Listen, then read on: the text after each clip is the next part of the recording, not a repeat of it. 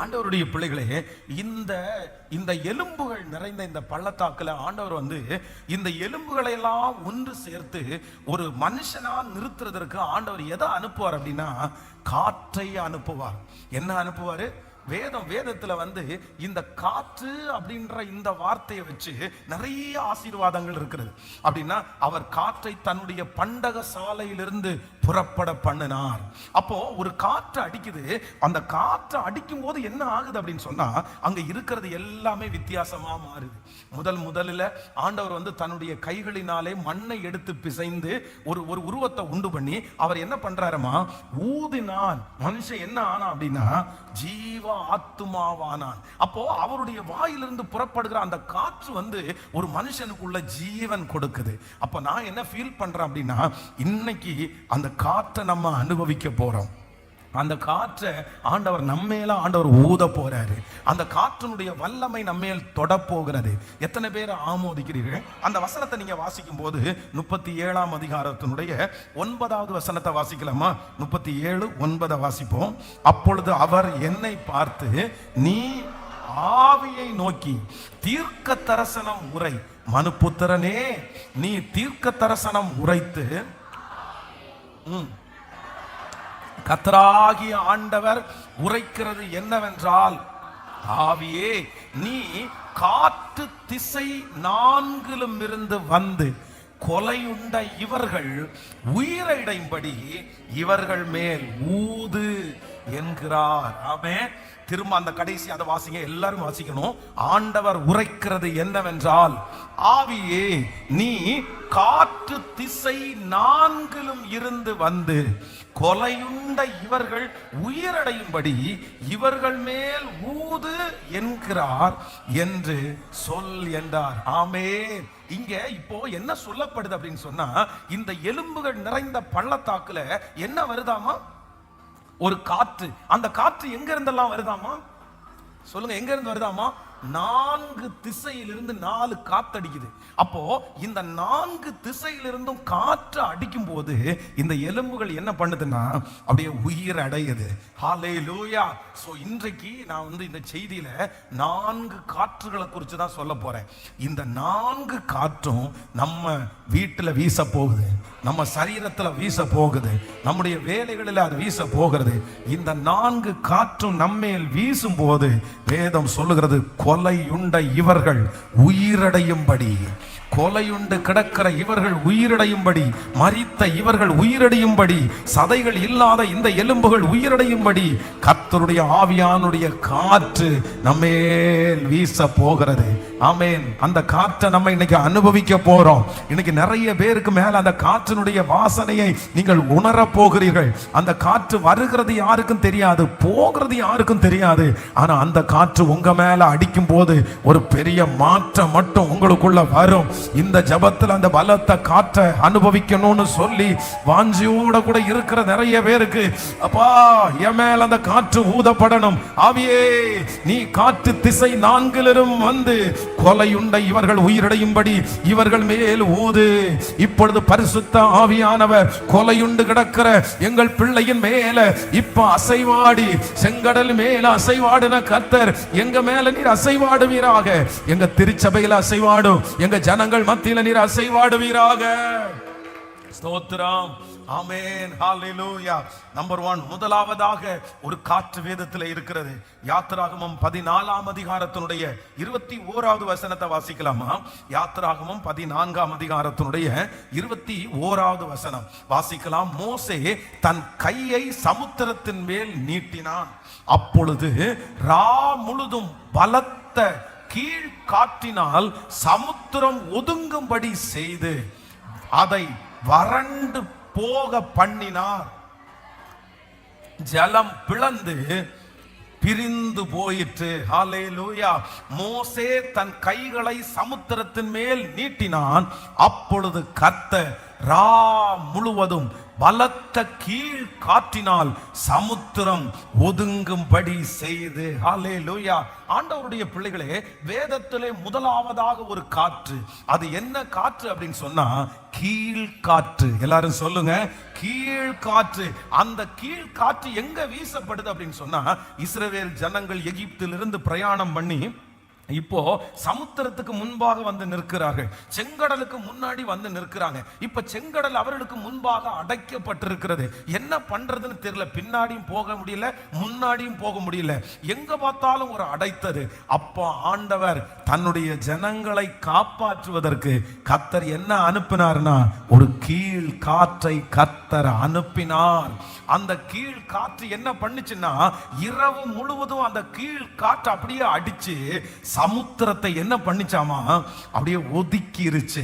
அந்த சமுத்திரம் ஒதுங்கின உடனே ஜனங்கள் கால் நடையாய் ஆமே நடந்து செங்கடலை தாண்டினார்கள். நான் நம்புகிறேன் இன்றைக்கு எசேக்கியாவுக்கு எலும்புகள் நிறைந்த பள்ளத்தாக்கிலே ஒரு காற்று உண்டு வருமானால், 4 திசையிலிருந்து 4 காற்று வருமானால், இன்றைக்கு முதலாவதாக ஒரு காற்று உங்கள் மேல் வீசுகிறது. அந்த காற்று என்னன்னா, பாதை இல்லாத இடத்திலே உங்களுக்கு ஒரு பாதை திறக்க போகிறது. அடைக்கப்பட்ட வாசல்கள் திறக்க போகிறது. கர்த்தராகிய ஆண்டவர் உரைக்கிறார், நான் ஒரு கீழ்காற்றை உனக்கு அனுப்புவேன், ஒரு கீழ்காற்றை உனக்கு அனுப்புவேன். இந்த ஜெபம் முடிய முடிய முடிய, ஆமென், இந்த வருஷம் முடிய முடிய ஒரு கீழ்காற்று உங்களுக்கு நேராய் கடந்து வருகிறது. அந்த கீழ்காற்று உங்களுக்கு தடையாய் இருக்கிற அந்த காரியத்தை ஒவ்வொரு பக்கமாய் ஒதுக்குகிறது. பல வருடங்களாய் பல மாதங்களாய் கிடப்பில கிடக்கிற அந்த காரியத்தை ஒதுக்கி ஒதுக்கி ஒதுக்கி ஒதுக்கி, இதோ திறந்த வாசலை உனக்கு முன்பாக வைத்திருக்கிறேன், அதை ஒருவனும் பூட்ட மாட்டான். இப்பொழுது அந்த காற்று வீசப்படட்டும். தடையாய் நிற்கிற அந்த வேலை தடைகள் மாறுகிறது, குடும்பத்தில் இருக்கிற திருமண தடைகள் மாறுகிறது, குழந்தை மாக்கிய தடைகள் மாறுகிறது. நல்ல கரங்களை தட்டி ஆமே ஒரு பாதை உண்டாகிறது. மகனே, உங்களுக்கு சீக்கிரமாய் ஒரு பாதை. இத்தனை வருஷத்தை என் தலை மேல போட்டிருக்கிறேனே, இதுவரைக்கும் எனக்கு ஒரு பாதை திறக்கலையே. கர்த்தர் சொல்லுகிறார், இந்த வயசை நீ முடிக்கிறதுக்குள்ள, இந்த ஏஜை நீ முடிக்கிறதுக்குள்ள, அடுத்த பிறந்த நாளை கொண்டாடுகிறதுக்குள்ள உனக்கான ஒரு வாசல், ஒரு புதிய வாசல், உங்க பிள்ளைக்கான ஒரு புதிய வாசல் திறக்கப்படும். நம்புறவங்க நல்ல கரங்களை தட்டி ஆவியே, ஆவியானவரே ஊற்றப்படட்டும், ஊற்றப்படட்டும், ஊற்றப்படட்டும். ஆமென், ஆமென், ஆமென். நான் ஒருவன் மாத்திரம் மீந்திருந்தால் போதும். பாகாலின் படைகளை எதிர்க்கிறதுக்கு பலன் கொடுக்கிற கர்த்தர் அந்த ஆவி இப்போ எஸ் எஸ் எஸ் அந்த காற்று வீசட்டும். இப்ப ஜெபம் பண்ணுங்க, அந்த கீழ் காற்று எனக்கு வீசப்படட்டும், அந்த கீழ் காற்று எனக்கு வீசப்படட்டும், அந்த கீழ் காற்று எனக்கு வீசப்படட்டும். சொல்ல சொல்ல அந்த மகிமை, சொல்ல சொல்ல ஜெபிக்க ஜெபிக்க அந்த மகிமை. நன்றியப்பா, நன்றியப்பா. அந்த கீழ் காற்றை வீசி, அந்த கீழ் காற்றை வீசி இப்பொழுது இப்பொழுது thank you Jesus, thank you Jesus. ஆமென். 4 திசையிலிருந்து காற்று வந்து அந்த எலும்புகள் நிறைந்த பள்ளத்தாக்கிலே அப்படியே அந்த காற்று வீசின உடனே ஒரு புதுமை உண்டானது. அப்போ ஃபர்ஸ்ட் முதல் காற்று வேதத்தில் அது என்ன காற்று அப்படின்னு சொன்னா, பாதைகளை திறக்கும் காற்று, பாதைகள், புது பாதைகளை உண்டாக்கும் காற்று, அடைக்கப்பட்டிருக்கிற வாசல்களை திறக்கும் காற்று, மனிதர்களாலே ஓபன் பண்ண முடியாத வாசல்களை எனக்காக திறக்கிற ஒரு காற்று. உங்களுக்கு ஒரு காற்று வீசப்படும், அது ஒரு புது வாசலை உங்களுக்காக திறக்கும். உங்களுக்கு ஒரு காற்று வீசப்படும், அந்த காற்று சமுத்திரம் என்கிற தடைகளை அப்படியே பிரித்து உங்களை அதுல நடக்க பண்ணும். கர்த்தருடைய வருகை தாமதிக்குமானால் வருகிற ஆண்டு உங்கள் மேல் அந்த பலத்த காற்று, கீழ் காற்று, உங்க குடும்பத்துல கீழ் காற்று, உங்க பிள்ளைகளுடைய வாழ்க்கையில ஒரு கீழ் காற்று, உங்க ஊழியத்துல ஒரு கீழ் காற்று. ஹல்லேலூயா, ஹல்லேலூயா. நான் தீர்க்க தரிசனமா நான் வந்து நம்புறேன், இங்க இந்த சத்தத்தை கேட்கிற நிறைய பேருக்கு வருகிற அடுத்த பிறந்த நாள், அடுத்த இயர்ல பாத்தீங்கன்னா ஆண்டவர் உங்களுக்கு கண்டிப்பா உங்களுக்கு என்று ஒரு கீழ் காற்றை கர்த்தர் வீச பண்ணி இருப்பார். உங்களுக்கான ஒரு புது பாதை திறக்கும், உங்களுக்கான ஒரு பாதையை ஆண்டவர் திறப்பார். மகனே நீ சோர்ந்து போகாதே, மகனே நீ சோர்ந்து போகாதே, மகளே நீ சோர்ந்து போகாதே. ஆண்டவர் இருக்கிறார், ஆண்டவர் இருக்கிறார். வாழ்க்கையை மாற்றுகிறதற்கு ஆண்டவர் இருக்கிறார். ஹல்லேலூயா. அப்போ ஃபர்ஸ்ட் நம்மேல் வீசட்டும். என்ன காற்று வீசட்டும் அப்படின்னா, ஒரு கீழ் காற்று அனுப்புங்க ஆண்டவரே. ஒரு கீழ்காற்றை என் குடும்பத்தில் அனுப்புங்க ஆண்டவரே. நீங்க ஜெபிச்சீங்கன்னா அந்த மகிமையை நீங்க பார்ப்பீங்க. நம்பர் 2, இரண்டாவதாக ஒரு காற்றை குறித்து வாசிக்கலாம். யாத்திராகமம் 10ஆம் அதிகாரத்தினுடைய 19வது வசனத்தை வாசிக்கலாமா? ஆமென். யாத்திராகமம் 10ஆம் அதிகாரத்தினுடைய 19வது வசனத்தை வாசிக்கலாம்.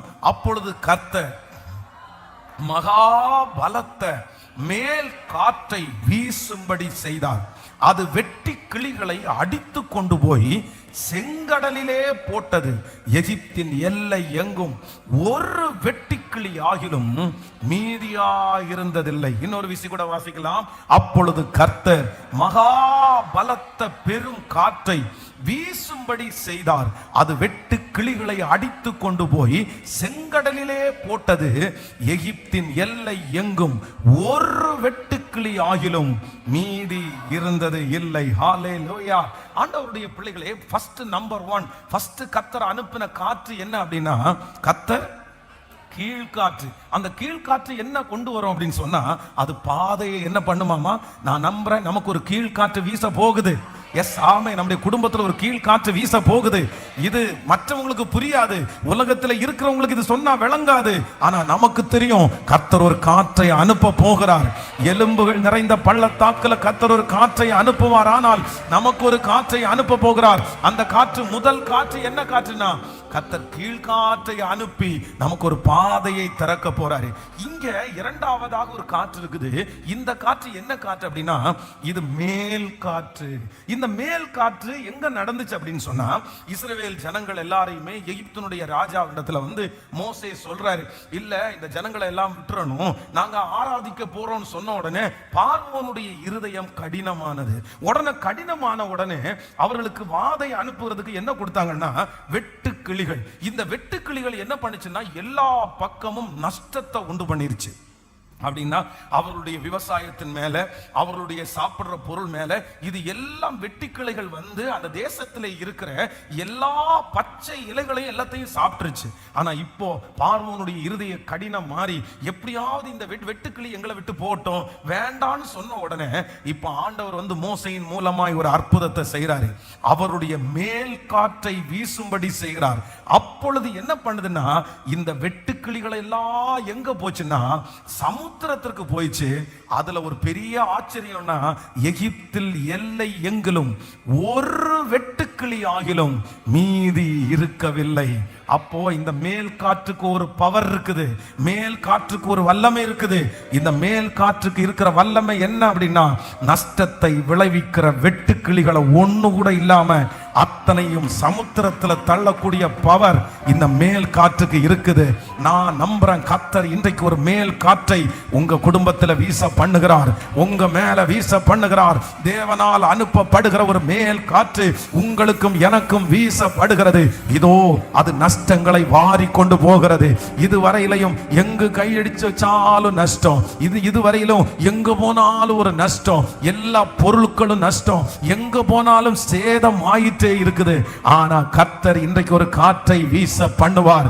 இனி நீங்க கை செய்கிறது நஷ்டமாய் போகாது. இனி நஷ்டப்பட விடமாட்டார். இனி ஏமாந்து போக விடமாட்டார். கர்த்தருடைய கீழ் காற்று இதுவரைக்கும் கொண்டு வந்திருக்கிற நஷ்டத்தை உண்டு பண்ணுகிற எல்லா சக்திகளையும் உங்களை விட்டு எடுத்து போகும் என்று நான் நம்புகிறேன். நம்புறவங்க கைகளை தட்டி ஆமோதித்து ஹல்லேலூயா. உங்களுடைய சம்பாத்தியம் இனி நஷ்டமாக கர்த்தர் விடமாட்டார். ஆமென். உங்களுடைய தொழில்ல ஆண்டவர் இனி ஒரு நஷ்டத்தை கர்த்தர் விடமாட்டார். இனி ஆண்டவர் ஏமாந்து போகிறதற்கு கர்த்தர் அனுமதிக்க மாட்டார். இனி நஷ்டம் வராது, இனி பண நஷ்டம் வராது, இனி பொருட்கள் நஷ்டம் வருவது இல்லை, இனி ஆட்கள் நஷ்டம் வருவது இல்லை. நஷ்டத்தை நமக்கு லாபமாய் கர்த்தர் மாற்ற போறாரு. ஜெபிக்க ஜெபிக்க ஜெபிக்க இந்த வார்த்தையை வச்சு ஜெபிங்க.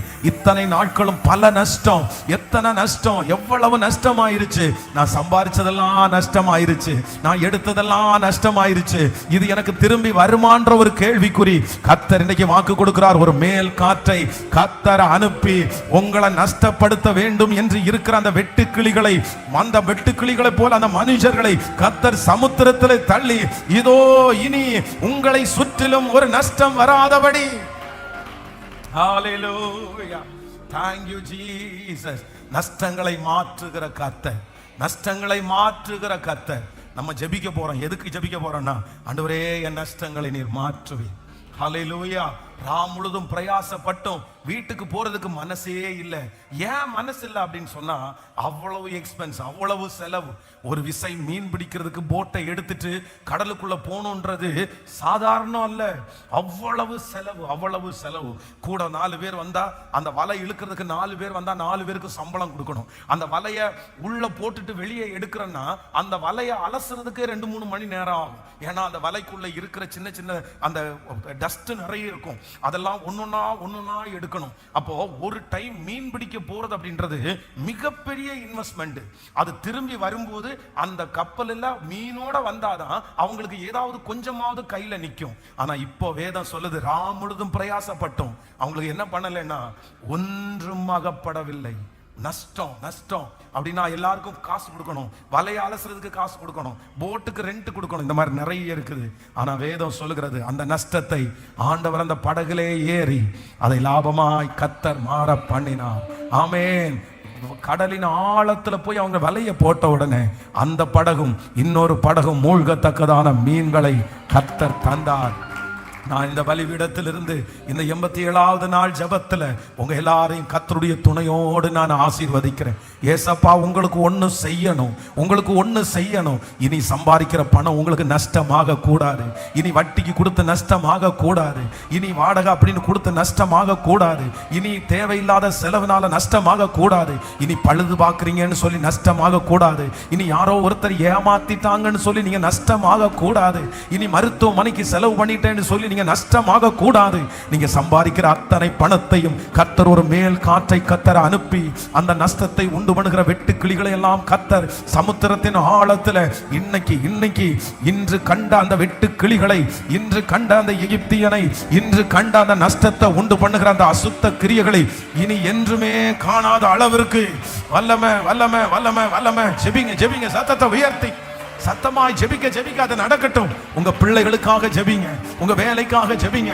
இன்னைக்கு தேவனால் அனுப்பப்படுகிற ஒரு மேல் காற்று உங்க மேல வீசப்படட்டும், உங்க தொழிலின் மேல வீசப்படட்டும், உங்க குடும்பத்தின் மேல வீசப்படட்டும், அந்த பிள்ளை மேல வீசப்படட்டும். நல்லா சத்தமா ஜெபிச்சுட்டே இருங்க. இன்னைக்கு அந்த மேல் காற்றை நான் அனுபவிக்காம போக கூடாது. பிரதர், முழு பலத்தோட ஜெபம் பண்ணுங்க. சிஸ்டர், முழு இருதயத்தோட ஜெபம் பண்ணி ஹalleluya. இயேசுவே இயேசுவே, இப்பொழுது தேவனால் அனுப்பப்படுகிற ஒரு மேல் காற்று இப்போ ஆண்டவரே, அந்த வெட்டு கிளிகள் போவதாக, வெட்டு கிளிகள் அகன்று போவதாக இயேசுவின் நாமத்தினால. அடிக்கடி மருத்துவமனைக்கு போக தூண்டுகிற அந்த வெட்டு கிளிகள் இப்பொழுது சமுத்திரத்துல கடந்து போகட்டும். அடிக்கடி விபத்துகளை கொடுக்கிற அந்த வெட்டு கிளிகள் இப்பொழுது கர்த்தருடைய காற்று அடிக்கப்படும் போது அந்த குடும்பத்திலிருந்து இப்போ ஜெபிக்க ஜெபி. ஸ்தோத்திரம் ஸ்தோத்திரம். பரலோக தேவனுடைய காற்று இப்ப வீசப்படட்டும் ஆண்டவரே, வீசப்படட்டும் ஆண்டவரே. எங்க பிள்ளைகளுக்கு நஷ்டத்தை உண்டு பண்ணுகிற அந்த வெட்டு கிளிகள் இப்பொழுது சமுத்திரத்துல கொண்டு போய் போடப்படட்டும். அந்த வட்டிக்காரனுக்கு கொடுக்கிற அந்த பணம் காப்பாற்றப்படட்டும். அந்த வக்கீலுக்கு கொடுக்கிற அந்த பணம் காப்பாற்றப்படட்டும். இயேசுவே, தடையாய் நிற்கிற அந்த பணம் வந்து சேரட்டும். ஹalleluya. Thank you Jesus, thank you Jesus. ஆமென். கர்த்தரால் அனுப்பப்படுகிற காற்று, முதல் காற்று என்ன காற்று? ஃபர்ஸ்ட் கர்த்தர் கீழ் காற்றையே அனுப்புகிறார். அந்த கீழ் காற்று என்ன பண்ணுமாமா? ஆமென். கீழ் காற்று வழி இல்லாத இடத்துல பாதையை உண்டு பண்ணும். நம்பர் 2, இரண்டாவது ஆண்டவர் ஒரு காற்றை அனுப்புகிறார். அந்த காற்று என்ன காற்று அப்படின்னா மேல் காற்று. அந்த காற்று என்ன பண்ணும் அப்படின்னு சொன்னா, நஷ்டத்தை கொண்டு வரும் வெட்டுக்கிளிகளை அப்படியே கொண்டு போய் சமுத்திரத்துல கொண்டு போய் போட்டுரும். இனி நஷ்டம் இல்லை. ஹalleluya. மூன்றாவதாக நம்பர் 3, மூணாவது ஒரு காரியத்தை வாசிக்கலாம். நீதிமொழிகள் ஆமென் 25ஆம் அதிகாரத்தினுடைய 23வது வசனத்தை வாசிக்கலாம். நீதிமொழிகள் 25, 23 வாசிக்கலாமா? வடகாற்று மழையையும் புறங்கூறுகிற நாவு கோப முகத்தையும் பிறப்பிக்கும். நல்லா இன்னொரு கூட வாசிக்கலாம். ஆமென். வடகாற்று மழையையும், சொல்லுங்க, வடகாற்று மழையையும், வட காற்று மழையையும். ஹல்லேலூயா. நம்பர் 3, மூன்றாவதாக ஆண்டவர் நம்முடைய வாழ்க்கையிலே ஒரு காற்றை கர்த்தர் வீச பண்ணுகிறார். அந்த காற்றுக்கு என்ன காற்றுன்னு பேரு? அது வட காற்று. அந்த காற்று வந்த உடனே என்ன வருமாமா? அந்த காற்று வரும்போதே பின்னாடி என்ன வரும்னா மழையை அந்த காற்று கொண்டு வரும். நான் இந்த காற்றுக்கு ஒரு பேரை வைக்கிறேன். என்ன காற்றுனா, இது மழை வருதுன்னா அதற்கு அப்புறம் செழிப்பு வருதுன்னு அர்த்தம். விவசாயத்துல செழிப்பு வருதுன்னு அர்த்தம். கர்த்தர் உங்க மேலையும் என் மேலையும் ஆண்டவர் ஒரு காற்றை வீச பண்ணுகிறார். அது வட திசையிலிருந்து வரப்போகிறது. அந்த காற்று ஆசீர்வாத மழையை உங்கள் மேல் என் மேலும் பொழிய பண்ண போகிறது. இது வரைக்கும் நம்முடைய வாழ்க்கையில இருந்த எல்லா காரியத்தினுடைய வறட்சியையும் கர்த்தர் நீக்குவேன் என்று கர்த்தர் வாக்கு கொடுக்கிறார். உங்களுக்கு ஒரு செழிப்பின் ஆண்டு வரப்போகிறது. ஒரு செழிப்பின் நாட்கள் வரப்போகிறது. உங்க கைகள் நிரம்பி வழிய போகிறது. உங்களுடைய பானையிலே எண்ணெய் குறைந்து போகாத ஒரு செழிப்பை கர்த்தர் தரப்போகிறார். உங்கள் குடத்திலே இருக்கிற எண்ணெய் ஊற்ற ஊற்ற ஊற்ற அது அநேக வெறும் பாத்திரங்களிலே நிரம்ப போகிறது. கர்த்தர் இன்னைக்கு கிருபையாய் வாக்கு கொடுக்கிறார். மகளே, நான் உனக்கு ஒரு காற்றை அனுப்புவேன். அது வடதிசையிலிருந்து கடந்து வரும். அந்த காற்று ஒரு மழையை கொண்டு வரும். அந்த காற்று வறட்சியை நீக்கி ஒரு செழிப்பை கொண்டு வர போகிறதற்காக நல்லா ஜெபம் பண்ண ஆமென் சொல்ல சொல்ல ஹல்லேலூயா. கர்த்தரால் அனுப்பப்படுகிற அந்த காற்று ஆமென் வறட்சியை மாற்றுகிற காற்றாய், வறட்சியை மாற்றுகிற காற்றாய் மாறட்டும். ஹல்லேலூயா. இந்த ஜெபத்திற்கு பிற்பாடு நான் விசுவாசிக்கிறேன், அந்த வறட்சின்ற அந்த சூழ்நிலையை ஆண்டவர் மாற்றுவார். அந்த பற்றாக்குறை அப்படின்ற அந்த சூழ்நிலை இனி உங்களுக்கு இருக்காதுன்னு நான் விசுவாசிக்கிறேன். அந்த காலம் முடிஞ்சிருச்சு. அந்த காலத்தை கர்த்தர் முடிவிற்கு கொண்டு வந்தார். ஆமென். நீங்கள் நினைக்கிற, நீங்கள் மனதிலே விரும்புகிற அந்த காரியத்தை கர்த்தருடைய சித்தத்தோடு வாங்குறதற்குரிய ஒரு ஆசீர்வாதத்தை கர்த்தர் உங்களுக்கு தருவார். உங்கள் வாசஸ்தலத்தை விசாரிக்கும் போது நீங்கள் இனி குறைவை காண்பது இல்லை. கர்த்தர் உங்களையும் என்னையும் நிரம்பி வழிகிற ஒரு பாத்திரமா சீக்கிரமா மாத்த போறாரு. உங்க 2 கையையும் அப்படியே அப்பாவுக்கு நேராய் நீட்டி, இந்த கையை ஆசீர்வதிக்கிறவர் அவர்தான். இந்த கையை ஆசீர்வதிக்கிறவர் அவர்தான். 2 கரங்களையும் நீட்டி, ஒரு காலத்துல இந்த கை பிச்சை எடுத்திருக்கலாம். ஒரு காலத்துல இந்த கை நிறைய பேரை எதிர்பார்த்து இருக்கலாம். ஒரு காலத்துல இந்த கை பொத்தலான கையா போயிருக்கலாம். ஒரு காலத்துல இந்த கையை யார் நம்பாதவங்களா இருக்கலாம். ஆனா இந்த கையை தான் கர்த்தர் பிளஸ் பண்ண போறாரு. இந்த கையில தான் கர்த்தர் நல்ல சம்பளத்தை கொடுக்க போறாரு. இந்த கை தான் நிறைய பேரை ஆசீர்வதிக்கிற கையா மாற போகிறது. இந்த கையில இருக்கிற பொத்தல்களை ஆண்டவர் மாற்ற போறாரு. ஸ்தோத்திரம் ஸ்தோத்திரம். என் கைகளை போருக்கும் என் விரல்களை யுத்தத்திற்கும் படிப்பிக்கிற கண்மலையாகிய கர்த்தர் கொடுங்க கொடுங்க. ஏசப்பாட்ட கொடுங்க. ஆமென். அந்த யாபேஸ் ஜெபித்தது போல ஜெபிங்க. தேவரீர் என்னை ஆசீர்வதித்து உம்முடைய கரம் என்னுடைய கரத்தோட இருந்து, உம்முடைய கரம் என்னுடைய கரத்தோட இருந்து இப்ப என் கையை பிடிங்கப்பா. என் கை மேல உங்க கை வைக்கட்டும் ஆண்டவரே. எங்க குடும்பத்துல இருக்கிற அந்த பற்றாக்குறை என்கிற சாபம் விலகட்டும். எங்க அப்பாவுடைய கை என் மேல இருக்க வேண்டாம். எங்க அம்மாவுடைய கை என் மேல இருக்க வேண்டாம். பரம ராஜாவாகிய கர்த்தருடைய கரம் சொல்ல சொல்ல சொல்ல நிறைய பேருக்கு உங்க கரம் என் கரத்தின் மேல இருக்கட்டும். ஸ்தோத்திரம் ஸ்தோத்திரம் ஸ்தோத்திரம். இந்த கை தொட்டா ஆசீர்வாதம். இந்த கை ஆரம்பிச்சா ஆசீர்வாதம். இந்த கை வச்சா ஆசீர்வாதம். இந்த கை எது செஞ்சாலும் ஆசீர்வாதம். ஸ்தோத்திரம் ஸ்தோத்திரம் ஸ்தோத்திரம். என் கைகளை போருக்கும் என் விரல்களை யுத்தத்திற்கும் படிப்பிக்கிற கண்மலையாகிய கர்த்தாவே. Yes yes yes. Amen amen amen. செழிக்க பண்ணுகிற கர்த்தர், பொன்னோடும் பொருளோடும் புறப்பட பண்ணுகிற கர்த்தர், பலவீனம் இல்லாமல் பாதுகாக்கிற கர்த்தர், எங்களை திருப்தியாக்கி நடத்துவீராக. ஆமென் ஆமென் ஆமென். நன்றி அப்பா, நன்றி நன்றி. மனுபுத்திரனே, இந்த எலும்புகள் உயிரடையுமா ஆண்டவரே? இந்த எலும்புகள் உயிரடையுமா என்கிறதை நீர் அறிவி. இல்ல, நீ அந்த எலும்புகளுக்கு முன்னாடி போய் நின்று என்ன பண்ணுனா, நீ தீர்க்க தரிசனம் உரை. எப்படி ஆண்டவரே? நோ, அந்த மாதிரி கேள்வி எல்லாம் எதுவுமே கேட்க கூடாது. நான் சொல்ற உன் வாயில என்ன வைக்கிறேனோ அதை நீ என்ன பண்ணு, நீ விசுவாசத்தோட பேசு. உடனே எசேக்கியா அந்த எலும்புகளை பார்த்து அப்படியே தீர்க்க தரிசனம் உரைக்கிறாரு. தீர்க்க தரிசனம் உரைக்கும் போது ஆண்டவர் சொல்றாரு, இப்போ 4 காற்று அதன் மேல கடந்து வரும். அந்த காற்று வீச ஆரம்பிச்ச உடனே எலும்புகள் எல்லாம் சதையாய் மாறி நரம்புகள் உண்டாகி சேனையாய் நிற்கும். ஆமே. நம்பர் 1, முதலாவதாக ஒரு காற்று. என்ன காற்று? அது கீழ்காற்று. அந்த காத்து என்ன பிரச்சனை? அதுக்கு என்ன அபிஷேகம் இருக்குது? கீழ்காற்று. பாதை உண்டு பண்ணுகிற புதிய பாதை உண்டு பண்ணும். நம்பர் 2, இரண்டாவது ஒரு காற்று இருக்குது. என்ன காற்றுனா மேல் காற்று. அந்த காற்று என்ன பண்ணும்னா நஷ்டங்களை உண்டு பண்ணுகிற வெட்டுக்கிளிகளை கடலின் ஆழத்துல கொண்டு போய் தள்ளிடும். ஆமென். மூன்றாவதாக ஒரு காற்று இருக்குது. என்ன காற்றுனா அது வடக்குல இருந்து வர்ற காற்று. அந்த காற்று என்ன பண்ணுனா மழையை கூட கொண்டு வரும். என்னுடைய வறட்சியை செழிப்பாய் மாற்றுகிற ஒரு காற்று. ஹல்லேலூயா. நம்பர் 4, நாலாவதாக ஒரு காற்றை வாசிக்கலாம் வேதத்திலிருந்து. சங்கீதம் 78வது சங்கீதத்தினுடைய 26, 27 வாசிக்கலாமா? ஆமென். சங்கீதம் 78வது சங்கீதத்தினுடைய 26, ஆமீன், 27 வாசிக்கலாம்.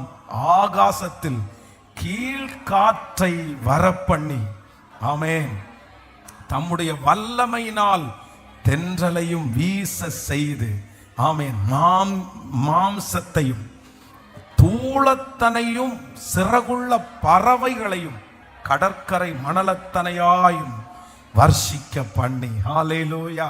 இப்போ இந்த சங்கீதம் என்ன சொல்லப்படுதுன்னா, அடுத்து என்ன காற்று அப்படின்னா தென்றல் காற்று. என்ன காற்று அடிக்குது? சத்தமா சொல்லுங்க. என்ன காற்று அடிக்குது? தென்றல் காற்று அடிக்குது. இந்த தென்றல் காற்று என்ன அப்படின்னு சொன்னா, வேதம் சொல்லுது, இஸ்ரவேல் ஜனங்கள் காடையா ஆண்டவரிடத்துல கேட்டாங்க.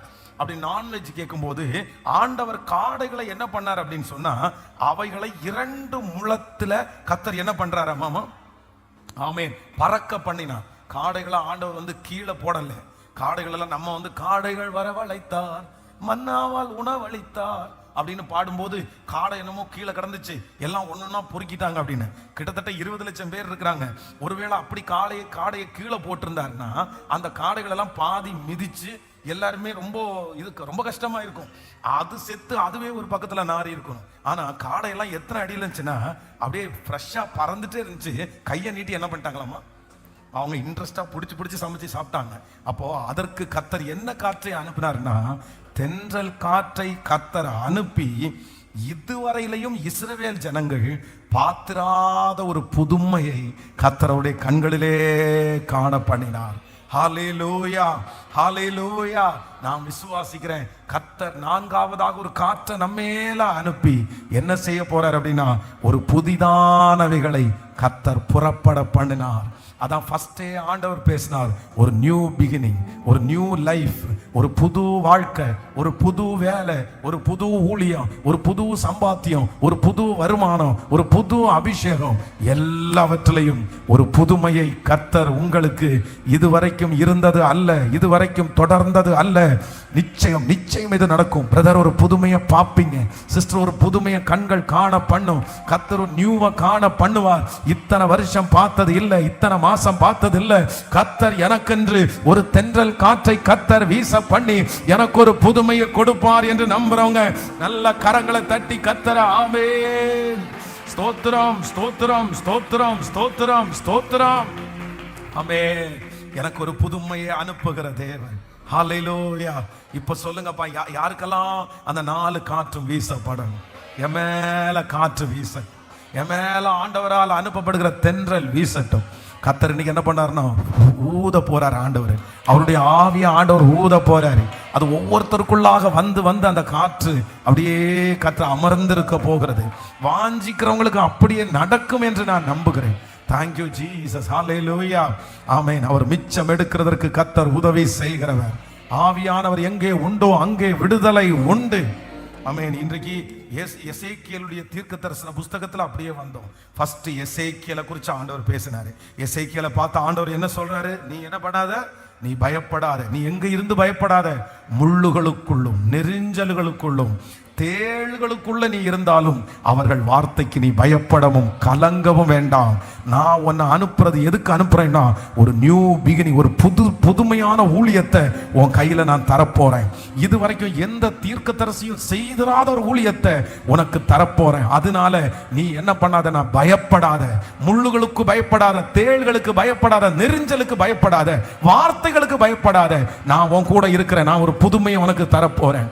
அது என்ன புதுமைன்னா எலும்புகள் நிறைந்த பள்ளத்தாக்கு. அந்த எலும்புகள் நிறைந்த பள்ளத்தாக்கு எப்படி இதனுடைய ஸ்டோரி, இதனுடைய முன்னாடி ஸ்டோரி என்ன அப்படின்னா, இதெல்லாம் ஒற்றுமையா வந்தவங்க, இது எல்லாம் யங்ஸ்டர்ஸ், இளம் வயதில் உள்ளவங்க, எல்லாரும் ஒரே எண்ணத்தோட இருக்கிறவங்க. ஆனா என்னமோ தெரியல, சத்துரு இவர்களை மடங்கடித்து அதன் நிமித்தம் சந்தோஷமாக்கப்பட்டான். ஆனா இந்த தீர்க்கதரிசியை கர்த்தர் கொண்டு வந்து அந்த எலும்புகளை உயிரடைய பண்ணி சேனையாய் மறுபடியும் கர்த்தர் நிறுத்தினார். எந்த சத்துரு சந்தோஷப்பட்டானோ அந்த சத்துருவை கர்த்தர் தலை குனிய வைத்தார். எந்த ஆமான் சந்தோஷப்பட்டானோ அந்த ஆமானையே கர்த்தர் தலை குனிய வைத்தார் கர்த்தர். ஹல்லேலூயா. சோ இந்த உலர்ந்த எலும்புகளை உயிரோட எழும்புறதற்கு ஆண்டவரே இது எப்படின்னு கேட்கும்போது கர்த்தர் என்ன பண்ணாராமா, கர்த்தர் 4 திசையிலிருந்து காற்றுகளை ஊதுவேன். ஆவியே நீ காற்று திசை 4 வந்து கொலையுண்ட இவர்களை உயிரடையும்படி இவர்கள் மேல் ஊது என்கிறார் என்று சொல் என்றார். உடனே 4 திசையிலிருந்தும் காத்து வந்து அப்படியே சேனையா எழுமே நின்றுச்சு. அந்த 4 காத்து ஒண்ணு என்ன காத்து அப்படின்னு சொன்னா, கீழ்காற்று. இன்னொரு காற்று என்ன? மேல் காற்று. இன்னொரு காற்று என்ன? வடக்காற்று. இன்னொரு காற்று என்ன? தென்றல் காற்று. ஹல்லேலூயா. இந்த 4 காற்று நம்ம மேல ஆண்டவர் வீச பண்ண போறார். அப்படியே எல்லாரும் எழும்பி தேங்க்யூ ஜீசஸ். ஆன்லைன்ல இருக்கிற பிள்ளைகள் கூட இந்த கடைசி ஜெபத்துக்கு என் கூட இணைஞ்சிருங்க. கொஞ்சம் அப்படியே முன்னாடி கடந்து வாங்க. இந்த 4 காரியத்தை சொல்லி ஆமென். Thank you Jesus. மனுபுத்திரனே, நீ அவர்களுக்கு பயப்பட வேண்டாம், அவர்கள் வார்த்தைகளுக்கு அஞ்சவும் வேண்டாம். நெரிஞ்சல்களுக்குள்ளும் முள்ளுகளுக்குள் நீ தங்கி இருந்தாலும், நீ தேள்களுக்குள்ளே வாசம் பண்ணினாலும், நீ அவர்கள் வார்த்தைக்கு பயப்படாமலும் அவர்கள் முகத்திற்கு கலங்காமலும் இரு. நான் உன்னோடு கூட இருக்கிறேன். உடைய பிள்ளைகள் ஒவ்வொருவரையும் நான் ஆசீர்வதிக்கிறேன். இந்த சத்தம் யாருடைய காதுகளில் எல்லாம் தொனிக்கிறதோ ஒவ்வொருவர் மேலும் இன்று ஆவியானுடைய ஒரு காற்று அப்படியே வீசி அந்த காற்றினுடைய மகிமை அவர்களை தொட்டு முழுவதுமாய் மாற்றுகிறதற்காக ஸ்தோத்திரப்பா. Thank you Jesus. ஐயா, நீர் ஜெபத்தை கேட்கிறவர், சூழ்நிலைகளை மாற்றுகிறவர், உம்முடைய வார்த்தையை உறுதிப்படுத்துகிறவர். உறுதிப்படுத்தி இருங்க சாமி. உம்முடைய பாதத்திலே நாங்கள் முழுவதுமாய் சமர்ப்பிக்கிறோம். இந்த ஊழியத்தை தாங்குகிற ஜெபிக்கிற பிள்ளைகளை பிளஸ் பண்ணிருங்கப்பா. உங்க பாதத்தை நாங்கள் முத்தம் செய்கிறோம். உங்க கிருபை தாங்கட்டும். இயேசுவின் மூலம் ஜெபம் ஏறெடுக்கிறோம் நல்ல பிதாவே, ஆமென். என் ஆத்துமாவே கர்த்தரை ஸ்தோத்திரி, என் முழுவதுமே பரிசுத்த நாமத்தை ஸ்தோத்திரி.